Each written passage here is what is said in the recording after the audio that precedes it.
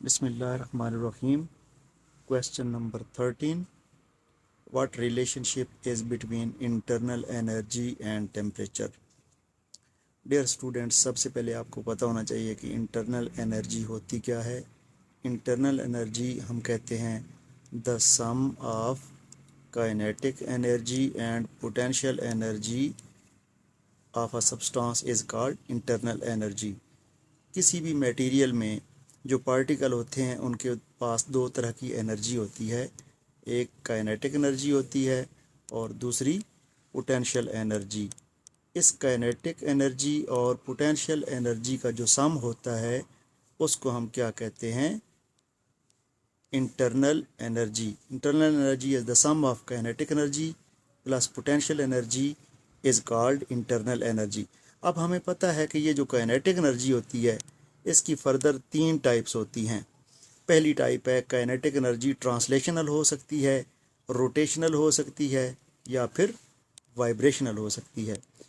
इस तरह हम कह सकते हैं कि काइनेटिक एनर्जी की जो 3 टाइप्स हैं, kinetic energy translational, kinetic energy rotational और kinetic energy vibrational plus potential energy का जो सम है उसको हम क्या कहते हैं? Internal energy. अब इंटरनल एनर्जी आइडियल गैस की क्या होती है? आइडियल गैस जो होती है उसकी पोटेंशियल एनर्जी ज़ीरो बनती है. And ideal gas have only translational kinetic energy, it has no potential energy.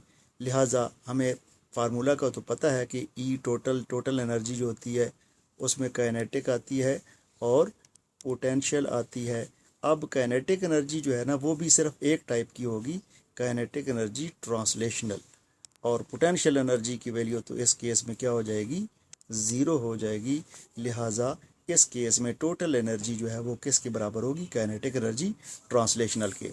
अगर हम टेम्परेचर को इंक्रीज़ करते हैं तो हमें पता है कि काइनेटिक एनर्जी बढ़ जाती है और काइनेटिक एनर्जी और इंटरनल एनर्जी का आपस में क्या रिलेशनशिप होता है? Directly relationship.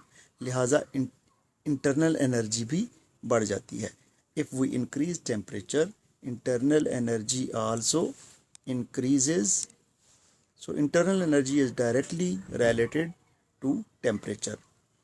इसके बाद आपका एक इंतहाई अहम सवाल जो कि आपकी एक्सरसाइज के शॉर्ट क्वेश्चन में मौजूद है कि हम इंटरनल एनर्जी बढ़ा सकते हैं अगर टेम्परेचर को ना बढ़ाएं. टेम्परेचर को बढ़ाए बगैर क्या इंटरनल एनर्जी बढ़ाई जा सकती है?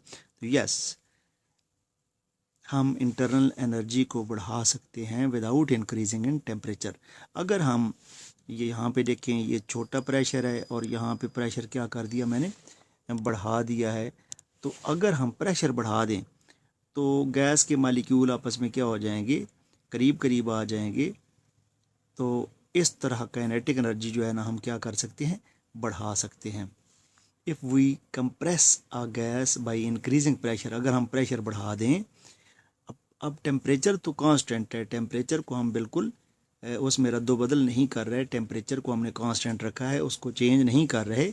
सिर्फ हम यहाँ पे क्या है? प्रेशर जो है ना वो क्या है? इंक्रीज कर रहे हैं. If we compress a gas by increasing pressure, internal energy can be increased without increase in temperature. In this case work is done on the gas. ये देखें, हमने ऊपर प्रेशर अप्लाई किया है. It means we have to do work on the gas. Work is done on the gas to compress it. When solid changes into liquid, internal energy increases. अब एक और भी मेथड है कि जब सॉलिड लिक्विड में चेंज होता है, यानी कि फेज चेंज होता है उसका, सॉलिड जब कन्वर्ट हो जाता है लिक्विड में, जिस तरह बर्फ़ जो है वो पिघलती है और वो लिक्विड में कन्वर्ट होती है, तो इस तरह जो है ना हम इंटरनल एनर्जी बढ़ा सकते हैं. तो ये था topic, relationship between internal energy and temperature. आपका बहुत शुक्रिया.